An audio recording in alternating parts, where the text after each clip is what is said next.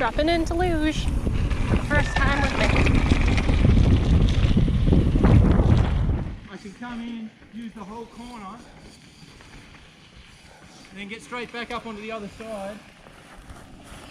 But that rotation will throw you through those transitions really quickly, because otherwise you kind of follow around and then most people will end up with like either too late into the next one or too early out or something like that. I'm going to stand in the middle and watch you come down.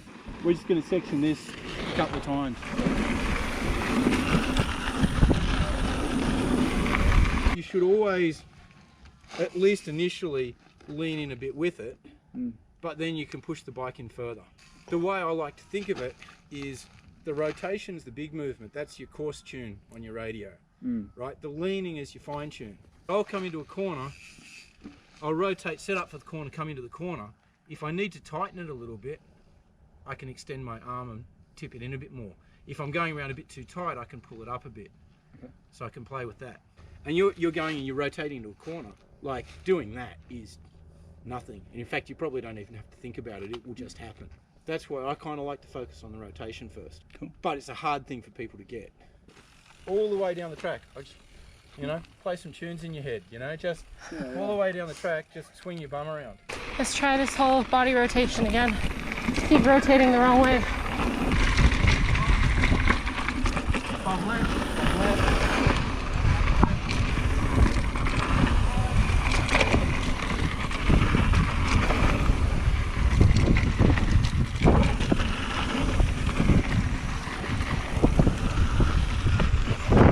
Think about that banana shape round there, you know, you'll feel it. And the other key sort of things you can feel is, you know, you'll feel the seat on the inside of your thigh, on the other leg. Sometimes turning your outside knee in, putting your leg against the top tube. Yeah. You can feel it.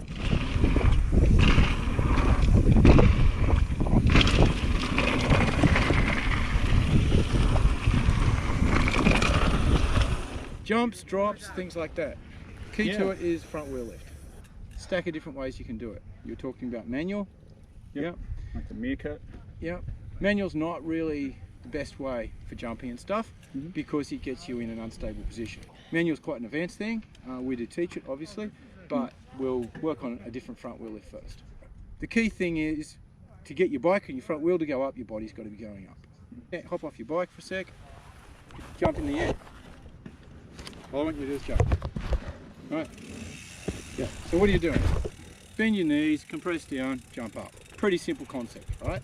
Yep. If you grab your feet and try and lift yourself up, it's not going to work. And it sounds really stupid, but people still teach front wheel lift by pulling up on the bars. Pulling up on the bars is like trying to lift yourself by the feet.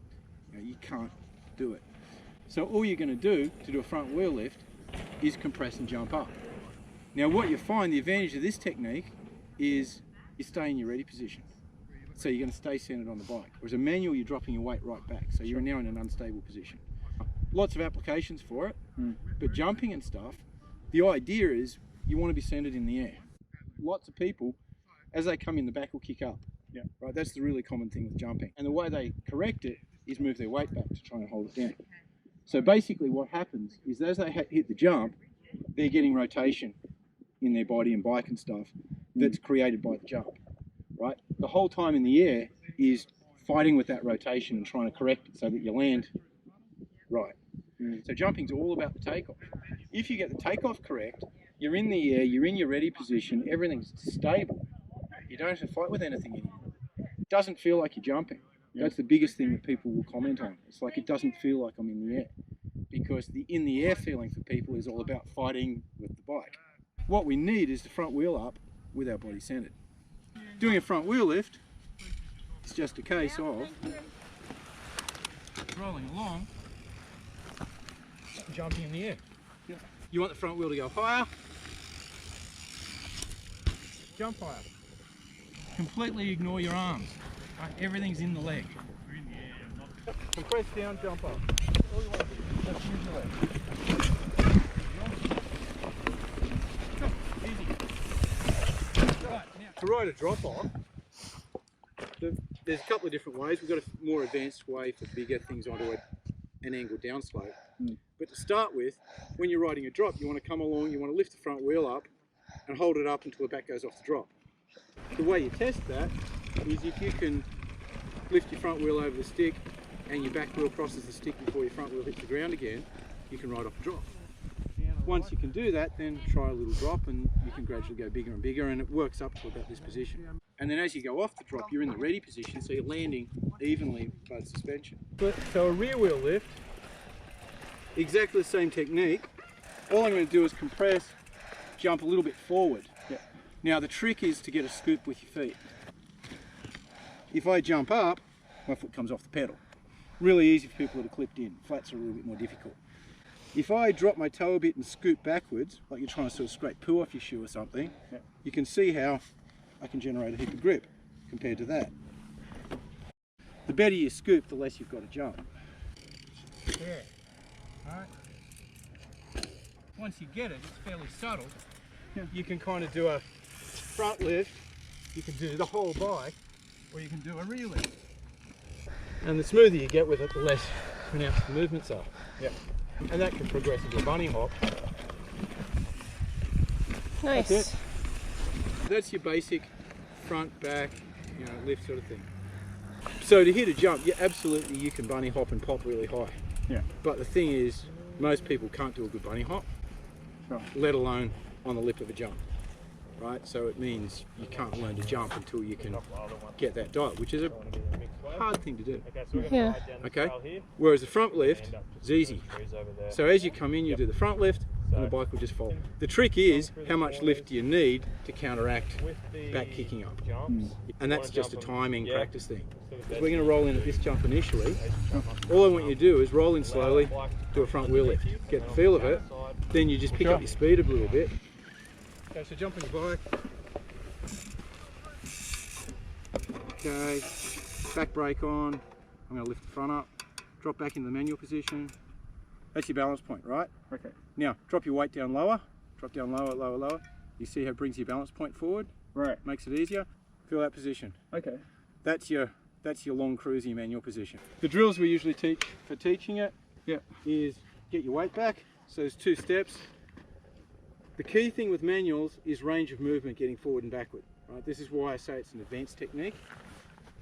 The exercise for that is basically rolling along, drop back down, and back up again. Okay. Now you can even put a bump to that tyre. The next step is to kick your feet forward bit, which is kind of that. And then you kind of put it together and it becomes a dare type thing. You don't want it to be falling down, you want to be putting it down by moving your weight back onto the front again. Where they become useful is on something like a tabletop. It's really good for speed checking.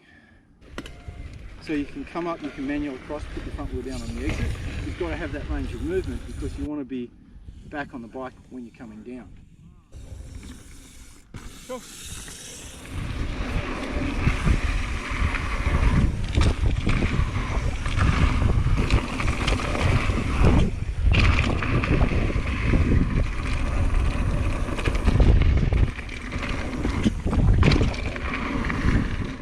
For this one, all you really need is that front lift.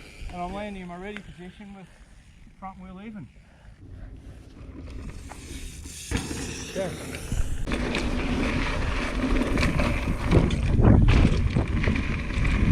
Your front and rear wheel lifts, in a lot of cases that's just weighting and unweighting.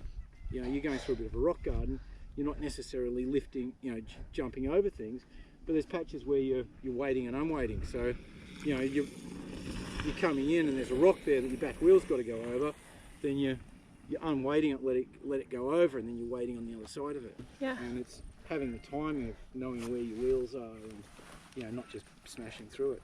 And this little scoop on it is just, it keeps you attached to your bike. Yeah. When you're jumping, when you're going off drops, you don't necessarily want to be lifting it up. When you're going through a rock garden, if you're starting to chatter on the pedals a bit, you could scoop a bit to just give yourself a little bit more grip on the pedals. Sweet. Awesome. Thank you so much. Sweet, thank you. That's cool. That's really good. It's answered lots and lots of questions. Yeah. Questions I didn't even know I had. Solving problems you didn't have. Yeah, yeah. That's good. That we're going to come though. Absolutely.